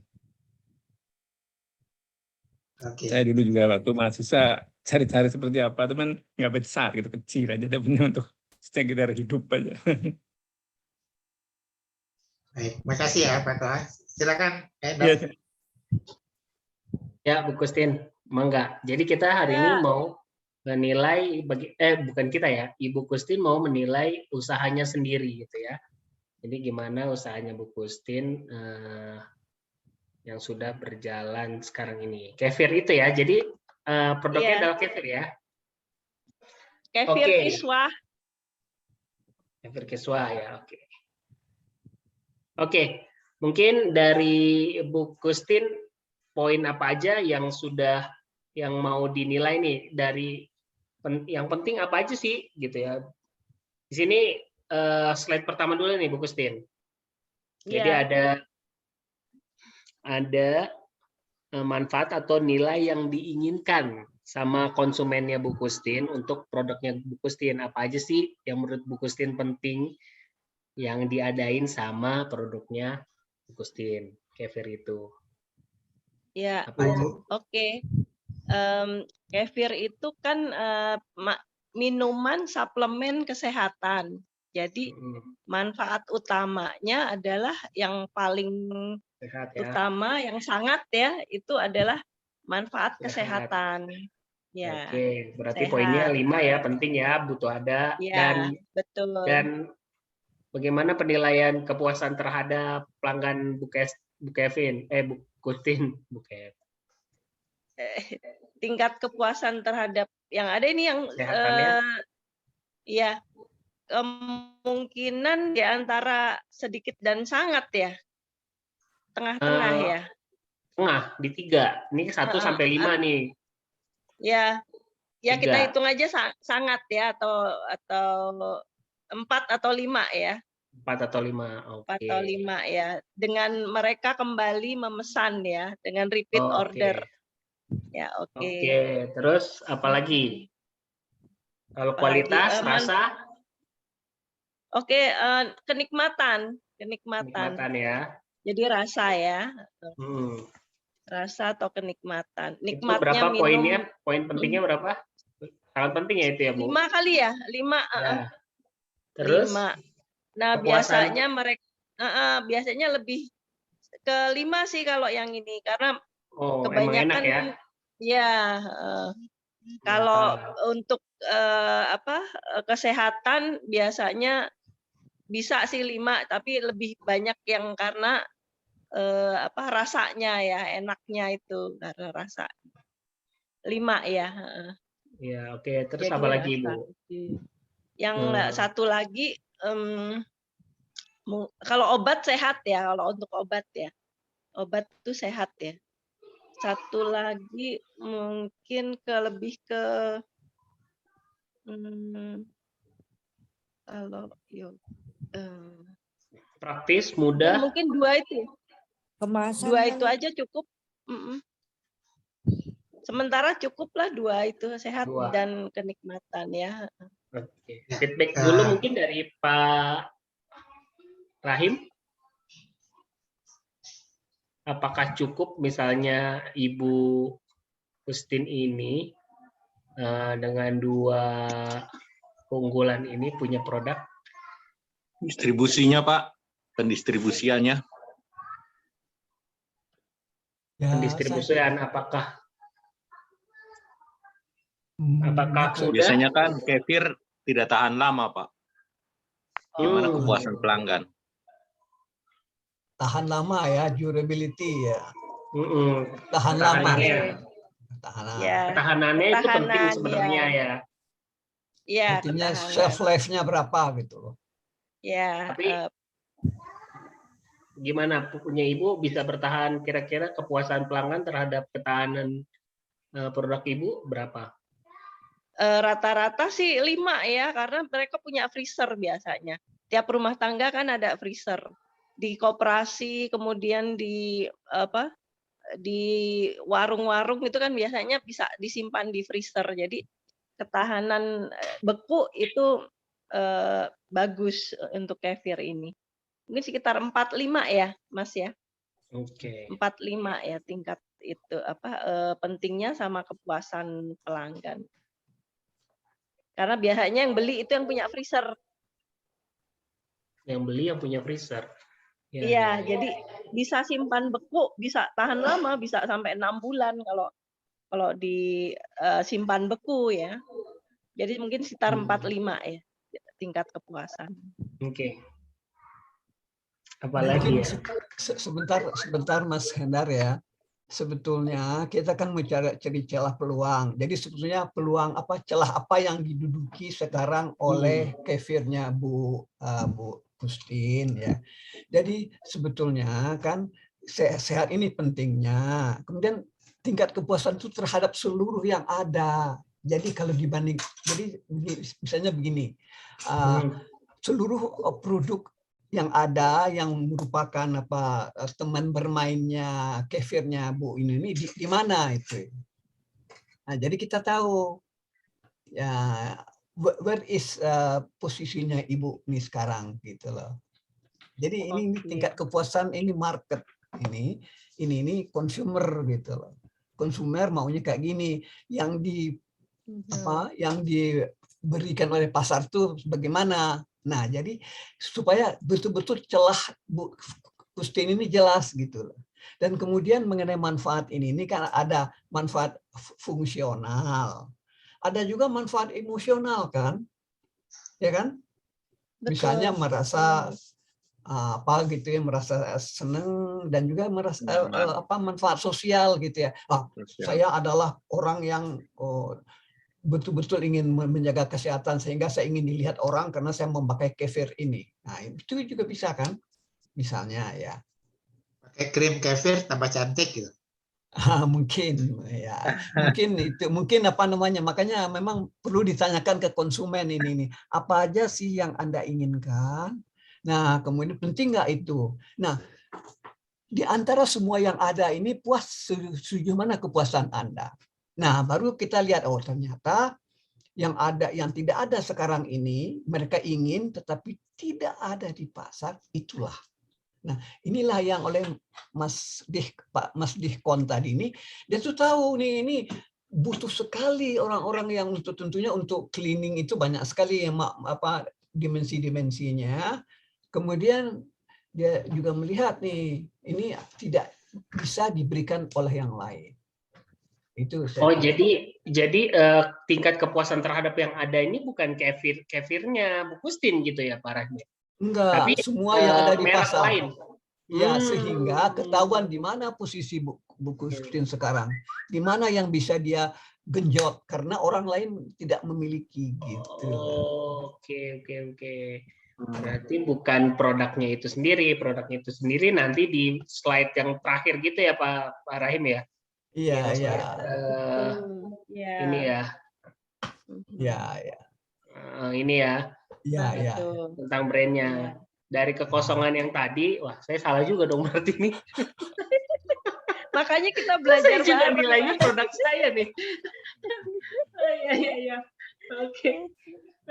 Oh iya. Jadi di pasar ya, yang adanya di pasarnya gitu ya. Jadi kita bisa mengisi dengan adanya di pasar pada slide di awal tadi. Nah kita bisa ngisi apa nih di sini biar terisilah market yang kosong tadi gitu ya. Exactly. That is apa yang Mas Dihkon pelajari selama 7 tahun loh. Gitu. Nih. Oke. Jadi kalau kita lompat ke sini berarti ya ke ketiga untuk Bu Gustin. Ya. Iya. Nah, jadi dari brand Bu Gustin Kefir ini jadi bidikan untuk brand Ibu nih siapa konsumennya? Untuk siapa? Ya, peminum susu, terutama susu laktat ya, Mas. Susu yang fermentasi. Peminum susu fermentasi. Ini ya, susu fermentasi. Iya. Dan ini bisa siapa aja gitu ya, anak muda kah, anak-anak, orang tua gitu ya? Betul, semua ya kalangan, semua umur. Oke. Ibu prosesnya berapa lama, Bu? Kefirnya? Kefirnya prosesnya saya maksudnya harinya, kalau harinya 48 jam, 2 hari untuk proses fermentasi. Kecut, Bu? Oh ya, atau betul, yang mild? betul. Kefir kiswah memang kefir yang asam di atas yogurt keasamannya. Jadi kalau di situ peminum susu fermentasi memang harus yang suka asam yang minum. Yang ingin sehat dan suka asam gitu ya? Ya, dan sehat dan suka kenikmatan kali ya, suka kenikmatan produk fermentasi ya.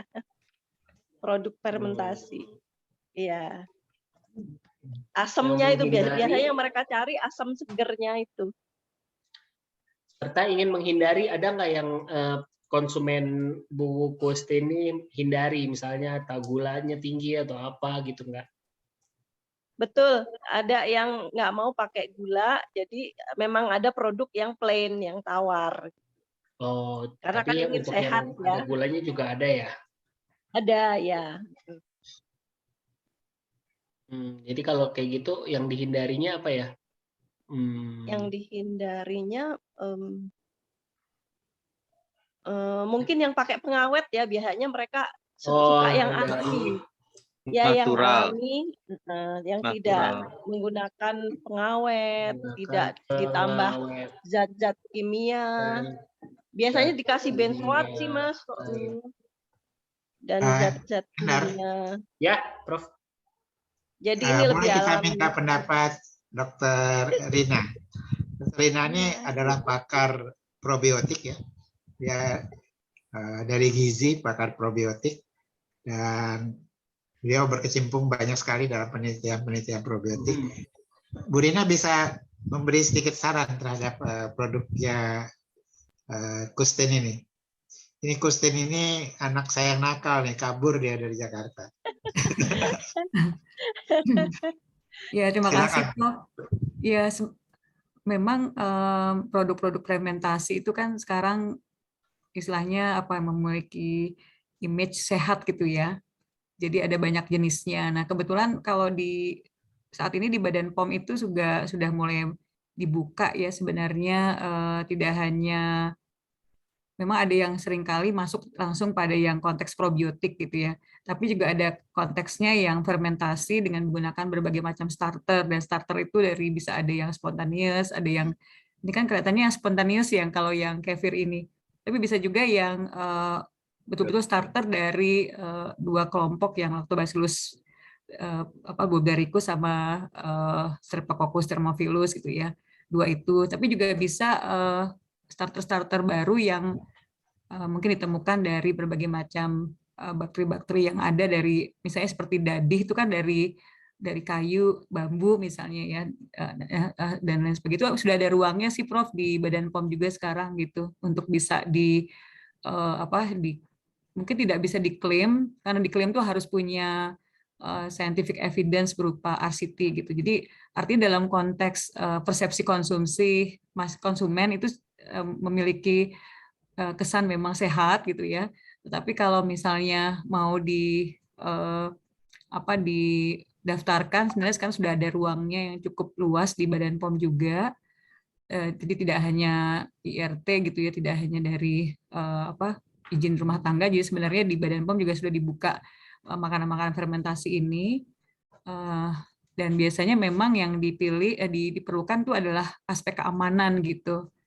Nah, yang ketiga kalau misalnya mau mengklaim memang lebih investasinya akan lebih besar karena harus memiliki uji klinis yang menunjukkan efek manfaat gitu. Tetapi kalau menurut saya, kalau kefir ini kan sebenarnya sifatnya lebih kepada minuman yang diminum terus-terusan, yang mungkin lebih banyak aspek ya kalau kita beranjak dari Yakult gitu ya, mohon maaf menyebutkan produk, itu kan mereka juga nggak punya clinical trial di Indonesia, tetapi sudah mempunyai perceived belief gitu ya, orang menganggap ini suatu makanan sehat. Yang penting tadi keamanannya harus betul-betul terjaga dengan baik, kemudian GMP-nya atau good manufacturing practice, dan juga kehalalannya gitu ya. Saya itu ya Prof ya. Tapi kalau untuk sampai ke nanti manfaat, klaim dan sebagainya, tentunya harus ada uji klinisnya, dan harusnya kalau mau dijadikan produk yang besar, tidak hanya rumahan saja, ya harus investasi ke sana ya Prof ke depannya gitu. Tapi kalau hanya untuk sebagai makanan rumahan saja atau tidak scale up gitu ya, mungkin tadi yang paling penting tadi jelas keamanannya, kemudian good manufacturing practice, dan yang paling penting adalah karakterisasi daripada bakterinya yang dipakai gitu. Sebenarnya apa sih yang dipakai, kemudian bakteri itu yang memiliki seperti apa aspek keamanan maupun manfaatnya gitu. Tentunya sudah ada literatur sebelumnya. Kalau dari segi masyarakat mengkonsumsi probiotik ini, kalau dibandingkan dengan negara-negara lain, di Indonesia kepedulian terhadap probiotik ini gimana, Bu Dina? Ya, makasih Prof. Sebenarnya kalau kefir itu belum sepenuhnya bisa dikatakan probiotik, Prof. Karena probiotik sendiri punya kriteria, itu adalah living microorganism, which ya intinya bahwa dia harus bakteri hidup yang bila dikonsumsi terus-menerus secara adequate bisa memberikan efek kesehatan. Jadi ada unsur efek kesehatan tadi Prof yang harus dibuktikan secara clinical trial. Nah, dan harus living microorganism, harus hidup gitu. Padahal biasanya starter yang dipakai ini biasanya hidupnya hanya pada produk, tapi tidak hidup pada saat dikonsumsi Prof gitu. Jadi tidak sepenuhnya kefir bisa dikatakan sebagai probiotik, kecuali bakteri yang dipakai itu memang sudah bisa dikategorikan sebagai bakteri-bakteri yang memang memenuhi kriteria probiotik tadi. Nah, kedua untuk yang sebenarnya kalau di Asia itu Prof pada dasarnya semua makanan fermentasi itu memang bagian dari culture ya Prof ya. Jadi sebenarnya bagian dari kehidupan gitu. Jadi masing-masing daerah kita kan punya makanan fermentasi ya Prof. Yang paling gampang memang tahu tempe gitu. Jadi sebenarnya dalam konteks kehidupan sehari-hari itu sudah dikonsumsi, jadi memang banyak widely consumed lah Prof. Tapi yang jadi masalah memang nggak sekuat investasi pemerintah kita untuk mengembangkan produk fermentasi ini kurang kuat ya Prof ya. Jadi nggak seperti kimchi di Korea gitu ya. Itu betul-betul didanai besar-besaran sehingga banyak sekali kimchi tadi bisa diklaim, dan kimchi tadi memiliki juga banyak evidence gitu. Jadi tapi dari konteks konsumennya sebenarnya sangat besar kemungkinannya untuk kedepannya. Cuma kalau kefir saya kurang begitu tahu. Tapi setahu saya kalau misalnya semacam susu-susu fermentasi itu sangat disukai Prof gitu. Iya. Tetapi memang kalau saya belajar dari ada salah satu company yang dulu sempat mengembangkan susu fermentasi ini, tapi mereka akhirnya menarik semua produknya karena ternyata nggak semua daerah tuh suka gitu. Jadi Bandung itu termasuk yang kuat, tapi mereka sudah punya yogurt sendiri misalnya gitu. Jadi memang dan di Sumatera Barat kan punya dadih itu juga ternyata sekarang diminumnya kan cuman untuk occasionally ya Prof ya gitu. Jadi memang tetap harus ada marketing, tapi pada dasarnya kalau fermented product itu sendiri terlepas kefir itu sudah bagian dari culture kita sebenarnya. Jadi harusnya kalau harusnya diperkenalkan dari tadi saya sebutkan salah satu company yang sekarang terusan ada, contohnya Yakult itu kan sebenarnya dia tidak punya evidence di Indonesia, Prof, tapi sudah diterima dengan baik karena rasanya dan juga tadi dianggap tadi benar sebenarnya Ibu bilang tadi rasa dan kepercayaan terhadap kesehatan gitu. Tapi banyak ibu-ibu karena rasanya manis, gulanya agak banyak, takut gemuk tuh. Iya. Kalorinya lumayan tinggi. Kalau probiotik sendiri di Indonesia itu yang paling banyak dipakai untuk baby produk ya, Prof. Itu paling banyak. Jadi kita justru pada kelompok vulnerable yang banyak dipakai. Sebenarnya pertama kali probiotik itu sendiri kan di susu bubuk di Indonesia itu di susu bubuk pada infant formula dulunya gitu. Memang yang tidak diklaim tapi banyak digunakan. Waktu itu salah satu produsen menggunakan. Setelah itu muncul makanan-makanan bayi dan sebagainya. Jadi banyak justru pakai di sana di luar tadi yang susu fermentasi. Tapi kalau dalam bentuk kapsul sekarang sih sudah banyak dipakai. Memang awalnya pada banyak yang dipakai untuk diare ya Prof ya dulunya gitu. Tapi sekarang sebenarnya sudah mulai dipakai, apalagi yang dikombinasikan dengan vitamin D dan sebagainya, itu kan sudah mulai banyak juga yang mengkombinasikan. Tapi setahu saya memang jangkauannya masih lebih banyak ke kelas menengah ke atas karena agak sedikit mahal gitu. Oke, makasih Bu Rina. Ya, terima kasih Prof. Wah, komprehensif sekali ya ternyata pemaparan Bu Rina ya. Oke. Jadi itu bakteri baik, jangan dibikin sakit hati ya, nanti jadi bakteri jahat ya. Oke, intermezzo aja. Oke, ini kurang lebih masih bisa ditambahkan karena yang dibandingkan dengan lain pesaing ibu ini apa nih? Karena dibandingkan dengan yang lain, ada nggak produk? Ya, biasanya kalau yogurt kan banyak produk pabrik. Nah, kefir itu kefir di Indonesia belum ada produk pabriknya. Jadi kebanyakan industri rumahan. Gitu, skala menengah ke bawah ya. Skala besarnya belum banyak gitu. Nah, itu biasanya dari rasa sih kita bersaingnya, Mas. Dari rasa ada yang nggak terlalu asam, ada dari merek produk yang bisa dimention? Yang mana? Yang produk kami? Produk lain kami, selain punya Bu Kustin. Ada nggak produk karena lain? dibandingkan yang lain, sebutkan pesaing utama Bu Kustin. Pesaing paling yang Bogor ya, homemade Bogor tuh misalnya kefir. Rata-rata ini sih Mas nggak terlalu nasional ya, jadi lebih ke lokal ya, jadi lebih ke Jakarta, kefir Jakarta, kefir Bogor, kefir Jogja, kefir Bandung gitu. Masing-masing punya pangsa sendiri gitu. Jadi mungkin kefir Bogor gitu aja lah. Ada dari IPB juga banyak, Institut Pertanian Bogor ya. Keunggulannya keunggulan kefir ibu dibanding kefir yang lain dari rasa Mas, rasanya kita lebih asamnya tuh otentik ya, jadi benar-benar asam. Yang lain kan mungkin kurang asam atau sangat manis. Nah, kita kefir yang tidak terlalu nikmat gitu ya. Kental ya, ada yang kental, ada yang encer. Nah, kita rata-rata lah kekentalannya itu. Bu boleh bertanya mungkin Bu, rasa aja. Boleh bertanya bakteri yang dipakai bakteri apa Bu? Starternya? Bakterinya grain Ibu, grain kefir. Oh, starter bibit kefir ya, grainnya.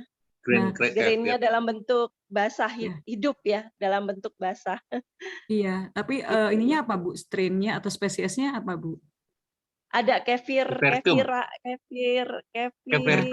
mungkin lakto ada ya, jadi ada. Ya, mungkin ini yang paling penting sebenarnya esensinya Prof. Samsu. Jadi karakterisasi, identifikasi terhadap bakterinya itu harus jelas gitu, karena kalau nanti mau di scaling up lebih kuat, itu kan nanti yang ditanya pertama kali itu adalah identifikasi dan karakterisasi gitu. Sebenarnya kalau itu kan berarti bukan spontan ya Bu ya, ditambahkan ya. Beda yang spontan dengan yang ditambahkan. Kalau Ibu ditambahkan kan Ibu ya? Ya, langsung ke susu. Jadi langsung ditambahkan ke susunya kan, berarti ada starter yang digunakan. Nah, starternya ini harus jelas Bu, starternya apakah dari kefir ke kefir atau dari bakteri tertentu yang ditambahkan. Ada yang menggunakan kefir ke kefir. Kalau kefir ke kefir biasanya suka nggak tahu tuh bakterinya apa. Atau dari memang penambahan starter tertentu yang dimasukkan ke dalam kefir. Nah, itu yang perlu tadi identifikasi dari situ kita juga bisa tahu dari strain yang ada atau spesies yang sekarang itu ke arah strain harusnya itu punya sejarah keamanannya seperti apa, manfaatnya seperti apa, kan di literatur banyak sebenarnya. Ya. Bisa diukur sebenarnya, bisa diukur, bisa jadi keunggulan tersendiri kalau kita tahu. Ya, bisa dianalisa bakterinya apa gitu, dan berapa banyak jumlah bakterinya, harusnya 10 pangkat 8 paling baik gitu ya. 10 pangkat 8, 10 pangkat 9. Iya. Mungkin perlu uji lab ya Bu Lina ya. Uji lab khusus ya mungkin. Ya, sekarang sebenarnya sudah ada yang paling bagus kan, istilahnya ujinya tuh, mohon maaf Ibu ini istilahnya medis banget, mungkin laboratori banget, genotip fenotip gitu ya.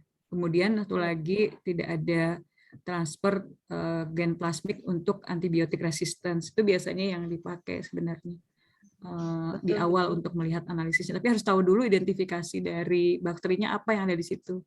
Apakah spontan memang dari kefir ke kefir, memang dari kefir terus dibuat lagi kefir sehingga udah keluar ini, atau memang sudah ada diisolasi bakterinya dimasukkan. Nah, itu mungkin perlu dilihat yang dipakai apa. Bu Rina, itu identifikasi bakterinya pakai sequencing atau apa? Iya, sequencing, Prof. Ya. Bisa juga PCR sih, Prof, kalau sudah tahu jenisnya apa gitu. Sekarang juga sequencing nggak terlalu mahal juga ya, Prof ya. Gimana, Prof? Ya, karena nanti suatu waktu saya rasa Christian juga harus ke situ kalau dia mau lebih menonjolkan keunggulannya di samping rasa ya. Iya. Jadi, karena kan kalau rasa itu kan subjektif ya, tapi kalau bakterinya itu kan jelas dia memang punya manfaat. Jadi orang tuh kadang-kadang nggak enak juga mungkin kalau itu adalah kalau untuk kedepannya gitu ya. Nah, bahkan dari kefir itu bisa diisolasi juga, Prof, menjadi bakteri yang akhirnya dibuat kapsul gitu. Contohnya dadih itu, Prof. Dadih itu kan dari Sumatera Barat yang susu kerbau yang dimasukkan ke dalam bambu gitu. Nah, dari situ banyak yang mengisolasi. Ternyata ada yang beberapa teman saya juga sekarang menggunakan, salah satu sedang di trial, Prof. Itu keluar Lactobacillus plantarum. Nah, Lactobacillus plantarum itu ada beberapa jenis, ada yang mereka punya strainnya masing-masing. Nanti bisa dibuat nama ibu gitu ya. Kalau misalnya kefir diisolasi isinya apa gitu. Itu ternyata dari kandungan tersebut Lactobacillus plantarum itu jauh lebih kuat dibandingkan dengan Lactobacillus jenis lain yang berasal dari luar negeri, karena dia memang indigenous gitu, dan ternyata dia lebih strong gitu untuk stabilitasnya dan sebagainya gitu. Nah, itu ujinya juga ada, stabilitasnya harus tahu karena kan dia harus hidup ya, terus-terusan hidup. Itu bisa dibikin kapsul, Prof gitu. Baik, makasih Bu Rina. Pak Hendar, nih waktu kita udah lewat nih kayaknya. Biasa 9.30 kita stop. Oke, Bu Gustin, berarti masih harus menyelesaikan PR-nya ya, Bu Gustin. Nanti yang tadi saya ketik, Bu Gustin kan akan membesarkan terus usahanya. Jadi makin lama harus dikumpulkan keunggulan-keunggulan itu. Kalau ada kan lebih bisa ditonjolkan lagi. Oke. Nah, terima kasih semuanya. Jadi nggak kebagian nih Mas Hendar presentasi. Tenang ya, Hendar, dia minggu depan nanti. Ya, saya juga harus memperbaikin sih, ya udah gampang. Oke. Ini hari ini sebenarnya agak lumayan banyak yang datang ya. Biasanya kita sekitar 20 tadi sampai 40 sampai orang. 45 tadi Prof, sempat Prof. Ya. Jadi ini mungkin daya tariknya dari Diskon nih, orang pengen denger clean sheet ya. Mudah-mudahan nanti suatu waktu kita bisa bahas lagi. Ya. Nah, ada beberapa pengumuman. Pertama bagi mahasiswa yang ingin bergabung ke MBK itu sudah ada formnya ya, Pak. Sudah ada formnya, ya, diisi ya, dan bisa dikirimkan karena kita ingin juga melihat lebih banyak mahasiswa yang dapat kesempatan untuk melakukan usaha-usaha bisnis baik yang diusahakan oleh mereka sendiri atau kalau dia mau gabung dengan perusahaan-perusahaan yang ada di MBK yang bersedia melakukan pemasaran melalui jalur kemahasiswaan. Jadi satu contoh yang bagus sekali dari clean sheet Dihkon, bahwa ternyata membersihkan rumah atau kamar itu saja cukup banyak yang berminat konsumennya, dan berarti juga harus banyak mahasiswa yang menjadi armadanya ya untuk bisa menyelesaikan itu semua. Nah, hanya kita di Mahasiswa Bisa Kaya, kita berharap anggotanya juga banyak, tetapi juga para pengusaha yang join, yang produknya akan disalurkan melalui MBK ini juga cukup banyak. Nah, ada beberapa tantangan bagi mahasiswa yang baru sekali. Pertama adalah ketakutan untuk berbisnis ya, karena bisnis itu bisa rugi, bisa bangkrut, segala macam. Tapi kita kan makin lama menyadari bahwa bisnis juga bisa menguntungkan ya. Bahkan kadang-kadang bisnis yang kita duga tidak terlalu besar dampaknya ternyata besar sekali. Seperti Gojek itu kan ide semulanya kan sangat sederhana sebenarnya, tapi ternyata dia bisa berkembang sedemikian besar. Nah, jadi kami menghimbau sekali, baik yang mahasiswa maupun yang punya kenalan mahasiswa, entah keluarga atau apa, untuk bergabung di Mahasiswa Bisa Kaya. Dan kedua, kita akan memberi kesempatan pada mahasiswa yang betul-betul tidak punya modal untuk memulai. Kita akan tawarkan, tapi bukan diberi uang.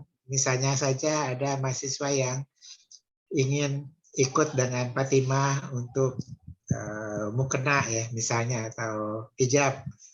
Nah, kan persyaratannya itu mesti membeli dulu, katakanlah 300.000 atau 500.000. Nah, kalau dia betul-betul minat, kita akan belikan untuk modal pertama. Jadi dia tinggal menjualkan. Ya. Karena pada dasarnya yang paling sulit itu sebenarnya adalah menjual ya. Kalau ada yang betul-betul yang menghadapi hal-hal seperti itu, kita sediakan dana untuk itu, dapat berhubungan dengan Fatimah. Barangkali itu pengumuman dari MBK. Saya serahkan kembali ke Pak Hendar. Terima kasih banyak Prof. Dan terima kasih juga buat Mas Dihkon dan Pak Rahim yang sudah memberikan insight presentasi yang luar biasa hari ini, menginspirasi. Dan tadi ada pesan sponsor ya dari Mahasiswa Bisa Kaya. Ini juga masih sejalan dengan niat tulus atau yang tadi saya tangkap itu sebagai big why-nya Mas Dihkon gitu ya. Saya harus tetap kuat nih di sini ya, karena banyak orang yang bisa saya bantu gitu ya. Walaupun kita kebanyakan tahu mahasiswa udah punya uang gitu ya, ternyata enggak gitu loh. Masih banyak mahasiswa yang butuh bukan sekedar hanya buat tambahan jajan gitu, tapi bahkan buat keberlangsungan kuliahnya sendiri juga masih dibutuhkan. Nah, buat teman-teman di sini, Bapak Ibu, Mas Dihkon juga mungkin masih punya link, banyak mahasiswa. Saya share link buat daftar gitu ya, buat bergabung ke Mahasiswa Bisa Kaya. Di sana nanti teman-teman yang bergabung, kita akan juga ngasih link-link apa aja sih yang masih bisa diusahakan agar jadi uang gitu ya, buat teman-teman yang memang membutuhkan pekerjaan, bukan pekerjaan ya, uang tambahan gitu ya, sekaligus melatih sense bisnisnya gitu ya. Barangkali nanti bisa jadi next Mas Dihkon gitu ya, bisa bikin startup selanjutnya ketika nanti lulus kuliahnya gitu. Itu ya, boleh di-share di ini Bitly, yuk daftar MBK gitu ya, di chat, bisa di-sharing ke teman-teman yang lain yang membutuhkan, terutama mahasiswa gitu. Oke. Sebelum saya akhiri, sama-sama kita berdoa dulu. Semoga pada malam hari ini kita bisa mengambil keberkahan dari ilmu dan insight masing-masing pemateri atau yang sharing pada malam hari ini. Luar biasa kalau menurut saya pribadi gitu ya. Semoga ilmunya berkah dan juga kecepatan berkahnya nih kita gitu ya. Saya terutama. Dan semoga Allah mudahkan hidup kita untuk jadi semakin bermanfaat, bukan hanya untuk kita pribadi, juga untuk orang-orang di sekitar kita. Nah, sama-sama kita berdoa menurut agama dan kepercayaan kita masing-masing. Berdoa dipersilakan.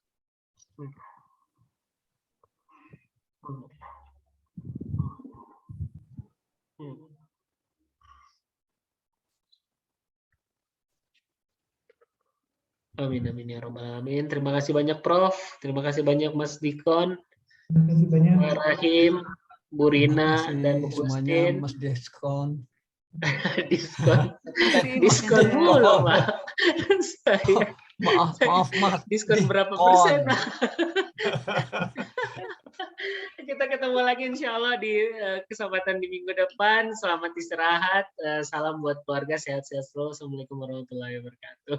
Waalaikumsalam warahmatullahi wabarakatuh. Terima kasih.